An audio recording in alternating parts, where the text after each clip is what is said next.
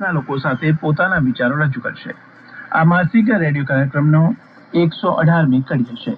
આ કાર્યક્રમ આકાશવાણી અને દૂરદર્શનના સમગ્ર નેટવર્ક, આકાશવાણી ન્યૂઝ વેબસાઇટ અને news on air mobile application પર પ્રસારિત કરવામાં આવશે.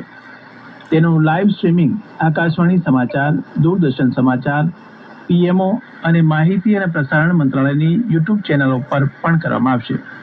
આકાશવાણી હિન્દી પછી તરત જ પ્રાદેશિક ભાષાઓમાં કાર્યક્રમનું પ્રસારણ કરાશે.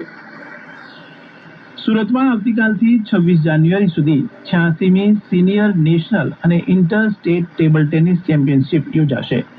અઠવાલાઇન્સ વિસ્તારના ઇન્ડોર સ્ટેડિયમમાં યોજાનારી આ સ્પર્ધામાં ટેબલ ટેનિસ ખેલાડી અને અર્જુન પુરસ્કાર વિજેતા હરમીત દેસાઈ પણ ભાગ લેશે. તેમણે શહેરના દરેક લોકો માટે આ મહત્વની સ્પર્ધામાં ભાગ લેવો જોઈએ તેમ જણાવ્યું હતું.